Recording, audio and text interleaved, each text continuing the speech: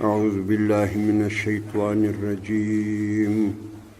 بسم الله الرحمن الرحيم. فقاتل في سبيل الله لا تكلف إلا نفسك وحرض المؤمنين عسى الله أن يكف بأس الذين كفروا والله أشد بأسا وأشد تنكيلا. من يشفع شفاعة حسنة يكن له نصيب منها ومن يشفع شفاعة سيئة يكن له كفل منها وكان الله على كل شيء مقيتا. وإذا حييتم بتحية فحيوا بأحسن منها أو ردوها إن الله كان على كل شيء حسيبا. الله لا إله إلا هو ليجمعنكم إلى يوم القيامة لا ريب فيه ومن أصدق من الله حديثا.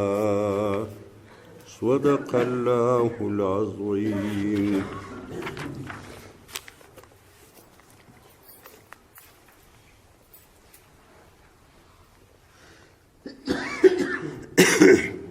بسم الله الرحمن الرحيم.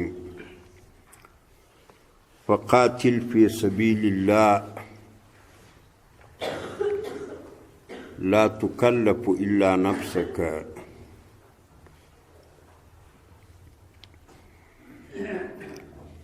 دی آیات کریمہ کے آیات نمبر 4 دی کے اللہ جل جلالہ حکم د جہاد بیانی. مخ کے آیاتو کے دا خبر ذکر سوا چې دا منافقین چې دي دا خپلم دا کوشش کوي چې جهاد ته نه ځي او نورو خلکو د پارم دا کوشش کوي چې له جهاده یې راوګرځي.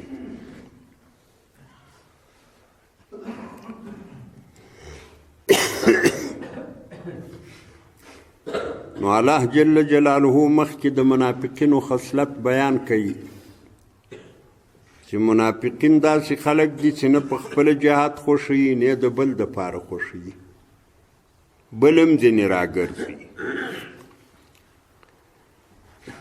د جهاد هغه کم محاسن چې وي هغه پټوي نه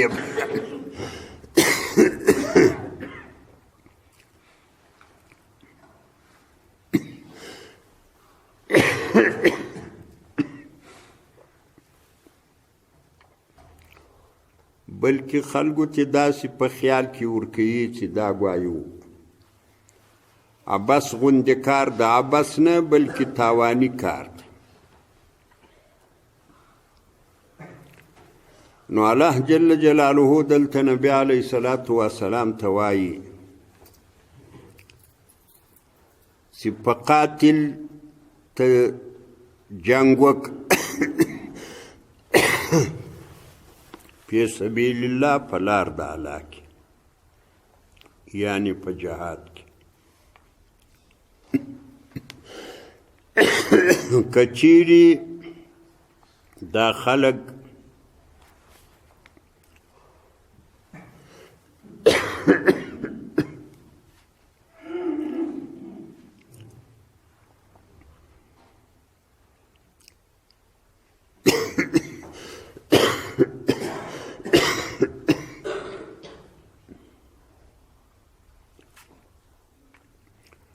که دا خلک داسې شي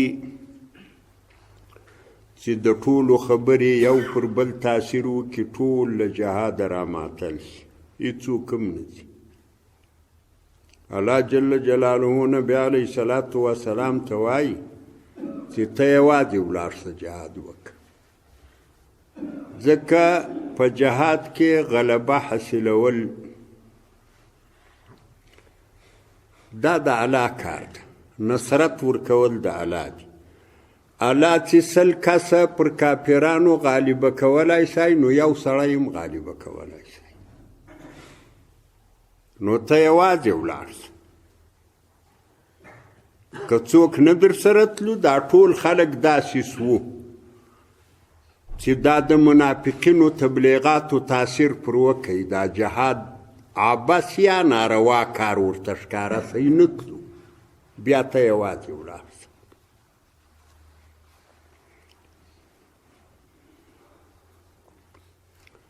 په قاتل ته جنګ وکړه فی سبیل الله په لار د الله کې.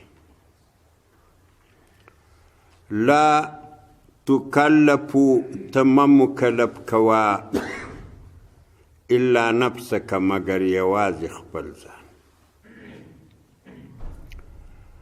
یوازې ته خو په جهاد باندې مکلف یې، جهاد ستا وظیفه ده، ته بې کوې.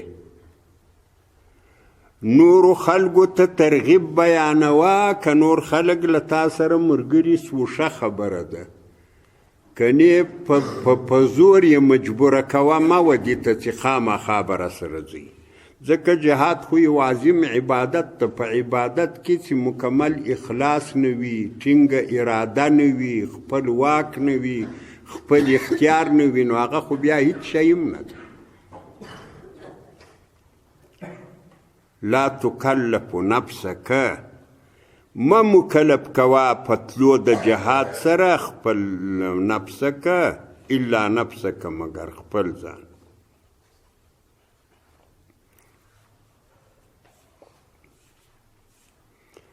دلته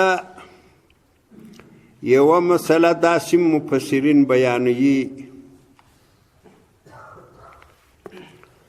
چې د احد جنگ وسی، د احد په جنگ کې خو مسلمانان شهیدان سو ډیر، نو دلته منافقینو ته د تبلیغاتو یو پلمه ور جوړه سو. منافقینو دلته 2 کار وکړو د احد په جنگ کې. یو خو دا کار وکړي چې کله د جنگ ځای ته مسلمانان ولاړو، اول وار چې له مدینې منورې څخه روانېدو دوی 1000 نفر وو، یا څوک وایي چې 900 وو، خو دا دغه نه انداز وو. بیا چې کله د جنگ ځای ته ورسېدو، له دا بلې خوا چې کافران راغلي وو، کافران بیا 3000 نفر وو. ابي سفیان مصر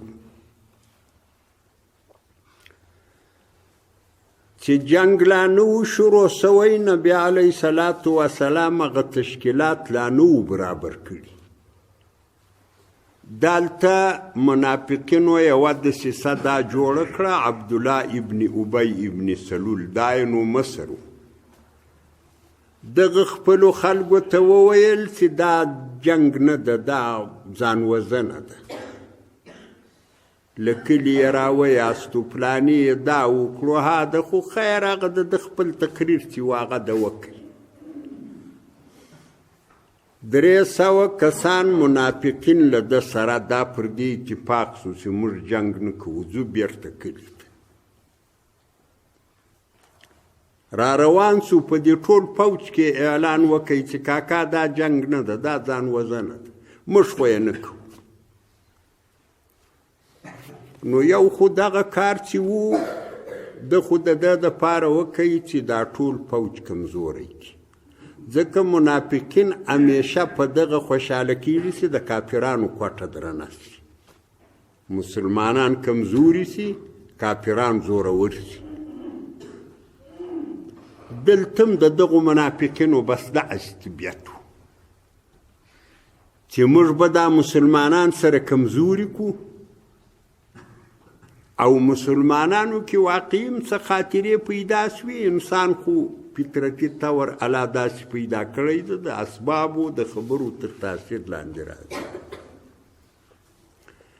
د مسلمانانو فکر وکړي چې دغه عبدالله ابن ابی دا ښه مصر سړی و. دا مصر سړی د تجربه کار سړی د په ډیرو جنګو کې شرکت کړی د ځکه دا د مدینې منورې خلکو په خپل مابین کې هم ډیر جنګونه سره کړي وو. له شاوخوا خلکو سره به هم جنګونه کول. نو دا تجربه کار سړی د مصر سړی د تجربه یې ډیره ده، ده ته انداز لګیږي دا دی چې ولاړی دا دلته دا جنګ نور مناسب نه ده. خیر ده الله جل جلاله خو بیا د مؤمنانو امداد کوي. کم خلک چې مخلص مؤمنان وو هغو زړه کې یو قسم سکینه راله پاته شو، له ده سره نه ولاړ. او کم خلک چې منافقین وو تر 300 کسانو پورې حساب ورسېدی دا ولاړ.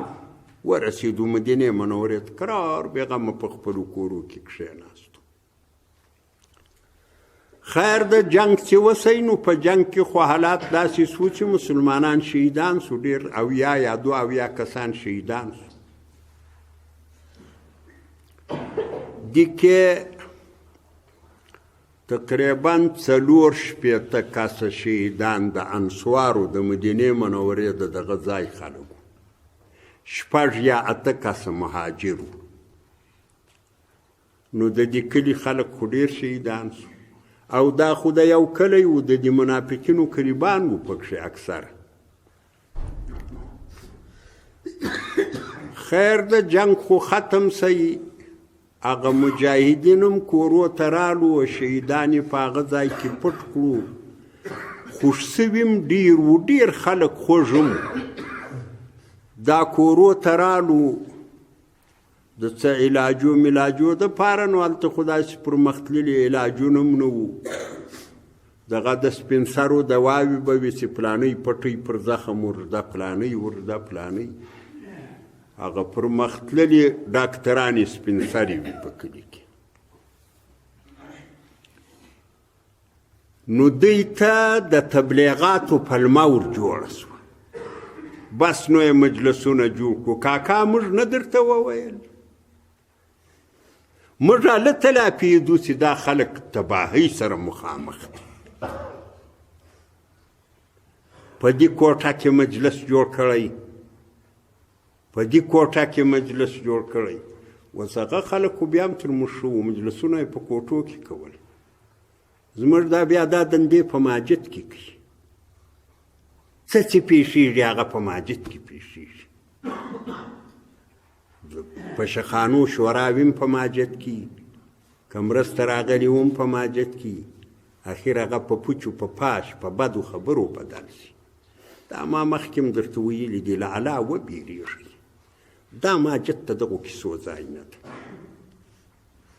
ډېر وبېرېږئ، له الله سخت استغفار ووایاست، الله ته سختې توبې وکاږئ.